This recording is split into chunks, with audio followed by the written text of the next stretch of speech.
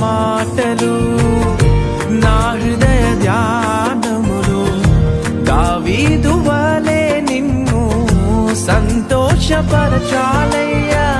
మహిమోన్నతుడా మా గొప్ప దేవా నా మనసారా నిన్ను పొగడదయ్యా ప్రతి ఉదయమునా ప్రతి సాయంత్రము నిన్ను స్తుతించెద నా యేసయ్యా ప్రతి వాక్యమును